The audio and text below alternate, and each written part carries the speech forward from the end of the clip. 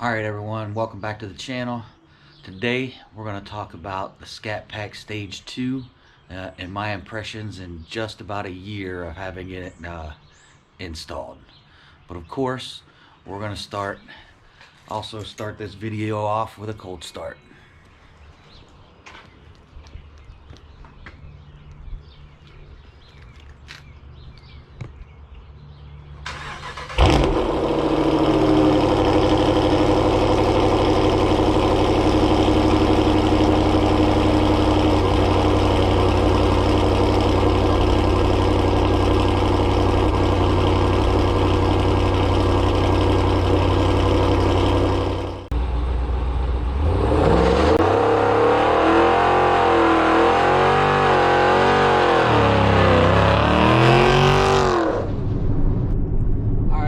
Welcome back to the channel. Modern Red Hemi with another video talking about modifications to my 5.7 Hemi.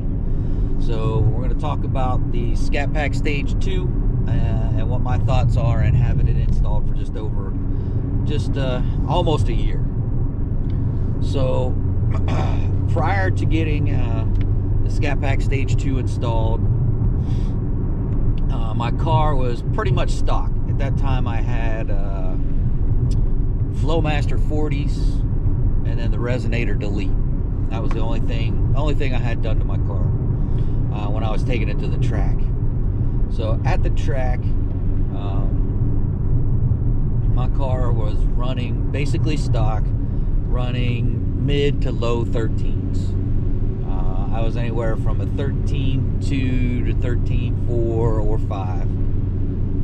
And I was primarily on street tires as well.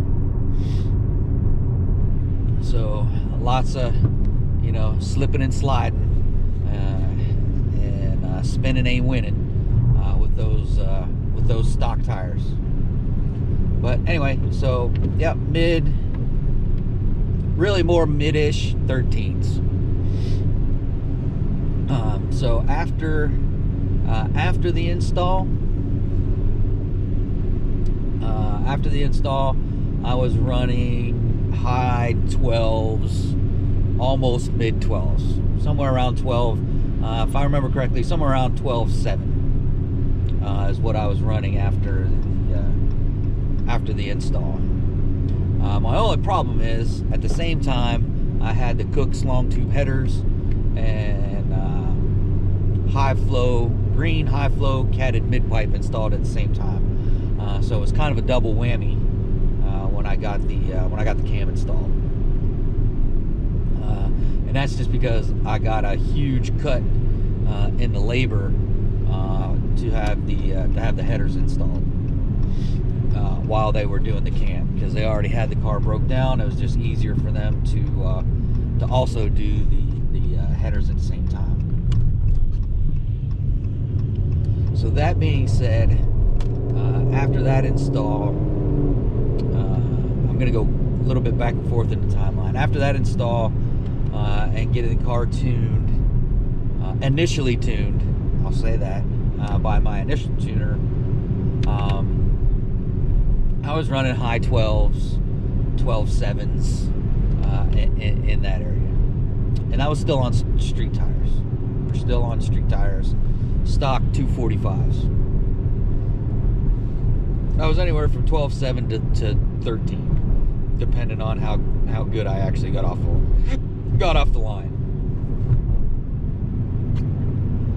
So from there, I eventually switched tuners to J Greene.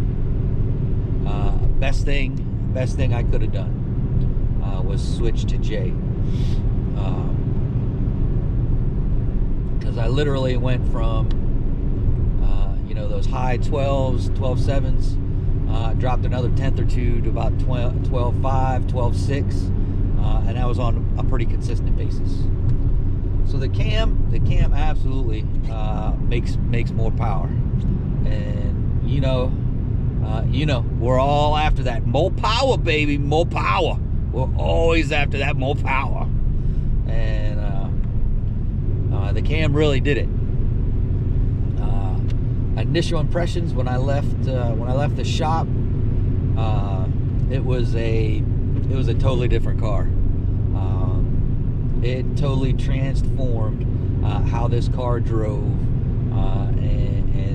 and the power that was added. So they did dyno it when they did dyno tune it, and the dyno came back at 427 horsepower and a little over 400 torque. So it came back a monster. I did have it basically dynoed when it was stock, and when I did that, it was at 340 to the wheels. So literally between the long tube headers and the cam, roughly 90-ish horsepower. Okay, I know everyone's gonna hit the dyno thing. Yes, they were on two different dynos. They weren't on the same dynos. They weren't done on, in the same conditions. And this is why I don't like I don't like dyno numbers, because they vary so much, and literally on the same dyno on the same day, depending on your correction factor, you can have a dyno tell you whatever you want. To be honest, depending on the correction factor, you could have a difference of 50, 60, 70 horsepower just in the difference from the correction factor. And that could take you from saying, oh, I got 340 horsepower to the wheels to 400 horsepower at the wheel, which is a huge difference. So this is why I don't like dyno numbers. It's just there's so many factors between the different dynos and how they register things, how they do things, how they correct things. So if you're not going to the same dyno in the same weather conditions, dyno numbers really don't mean anything. Really, dynos are a test, a way to tune your car, not really compare it to other things, in my opinion. Other people got other opinions about the dyno, but for me, what really matters is, that number at the track. Those two numbers at the track is what really matters, and that's your ET and your trap speed. Those are really the two things that matter. 3, and your 60 foot. 60 foot matters a lot. So back to the cam. Do I think the Scat Pack Stage 2 is worth it? Absolutely. It totally transformed this car from stock to the cam and the headers.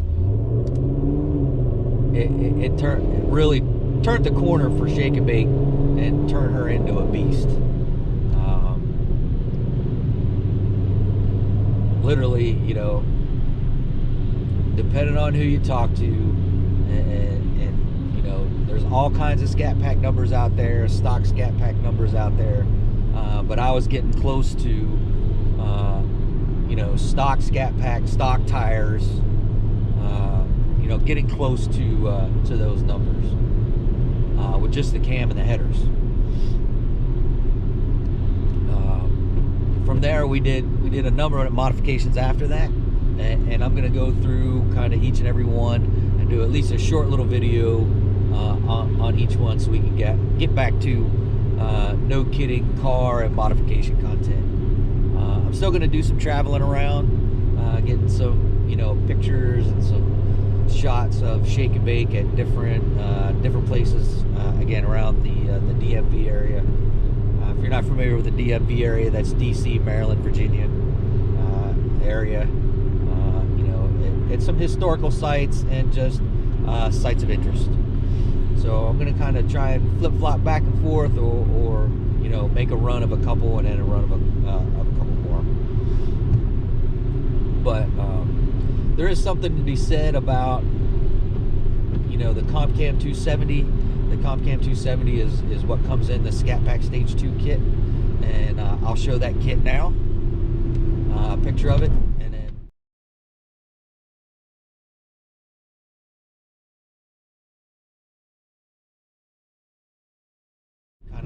what's actually in the kit and what's not in the kit.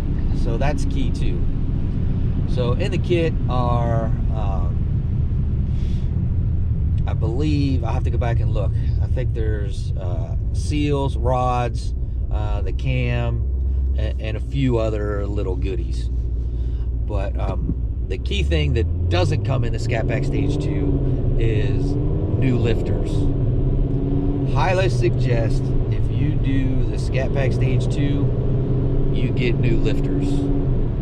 I personally went and got Hellcat lifters. The only issue I had was after I got the car back,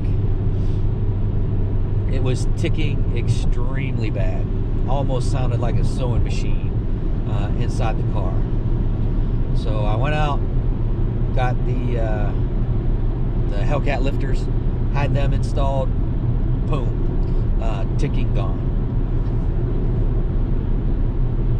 So that's one thing, you know, when you buy the package that doesn't come in the package that you're gonna need is new lifters, non-MDS lifters. So the price for the Scat Pack Stage 2, I still believe it's around $1,900, $1,900. So was it worth it? Like I said, absolutely. Would I do it again? Absolutely. But I'll put a but in there. I would do some homework, look into some other folks' cams. I wish I would have looked into Jay Greene before I did the Scat Pack Stage 2, just to have that discussion on, you know, whether a fairly big cam for the 5.7, the 270. The 270 is fairly big cam for this engine. You know, would I have been better off with a you know, a Jay Greene cam or Modern Muscle or Bose Performance, or one of those, you know, custom grind cams that are a little bit smaller? You know, maybe. I don't have any, you know, I don't have any proof because I've only had the Scat Pack Stage 2. But you know, there is something to be said about having the right size cam for the right size engine. You know, some people you talk to, the 270 it is a little bit big for this engine. Other people will say, the Compcam 270 is absolutely fine.